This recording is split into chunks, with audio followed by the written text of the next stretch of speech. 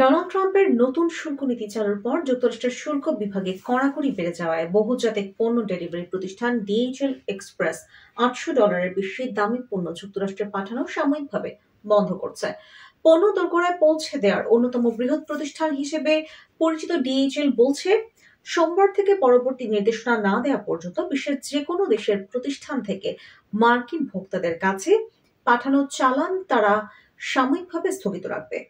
তবে প্রতিষ্ঠানটি জানিয়েছে, ব্যবসা প্রতিষ্ঠানগুলোর ভেতর বা বিজনেস টু বিজনেস এর আওতায় থাকা চালানগুলো এখনো চালু রাখবে তারা।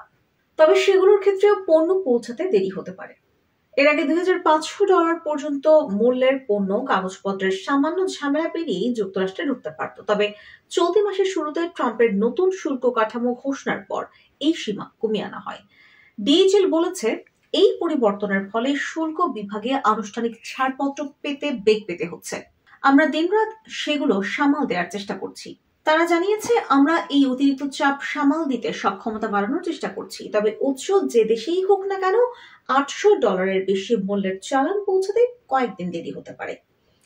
কোম্পানিটি জানিয়েছে, তারা $800 কম মূল্যের চালানগুলো আগের মতোই যুক্তরাষ্ট্রে পাঠাবে এবং ন্যূনতম কাগজপত্র বাধা পেরিয়ে সেগুলো ছাড় পাবে বলে আশা করছে। তবে $800 কম মূল্যের পণ্যের ওপরও কড়াকড়ি আরোপ করতে যাচ্ছে হোয়াইট হাউস।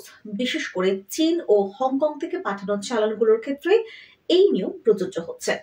2 মে এই সংক্রান্ত আইনি ফাঁকফোকর বন্ধ করে দেবে ট্রাম্প প্রশাসন। ফলে কম মূল্যের পণ্য শুল্ক ছাড়া আর যুক্তরাষ্ট্রে প্রবেশ করতে পারবে না।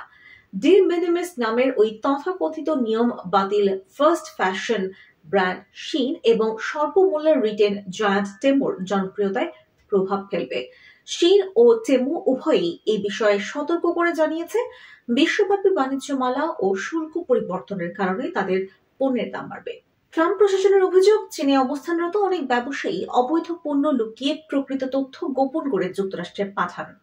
এক নির্বাহী আদেশে হোয়াইট হাউস জানিয়েছে, তাদের এইসব পদক্ষেপের উদ্দেশ্য হল সিনথেটিক অপিয়েডের অর্থাৎ রাসায়নিকভাবে তৈরি এক ধরনের ব্যথানাশক সরবরাহ শৃঙ্খলকে মোকাবেলা করা। তাদের মধ্যে যুক্তরাষ্ট্রের এই সংকট তৈরিতে গুরুত্বপূর্ণ ভূমিকা রাখছে চীনের পাঠানো অপিওয়েড। চীনে বিশ্বের সবচেয়ে কঠোর মাদক বিরোধী আইন রয়েছে উল্লেখ করে বেইজিং জানিয়েছে, যুক্তরাষ্ট্র তাদের যে ফেন্টানিল সমস্যার কথা বলছে সেটা তাদের অভ্যন্তরীণ সংকট। গত সপ্তাহে হংকং পোস্টের এক প্রতিবেদনে বলা হয়েছে, হংকং থেকে যুক্তরাষ্ট্রের সমুদ্র পথে পণ্য পাঠানো স্থগিত করা হচ্ছে। 27 এপ্রিল থেকে যুক্তরাষ্ট্রগামী কোনো পণ্য তারা পৌঁছে দেবে না। হংকং পোস্ট দাবি করেছে, যুক্তরাষ্ট্র যে শুল্ক আরোপ করেছে তা অযৌক্তিক, নিপীড়নমূলক ও আপত্তিকর।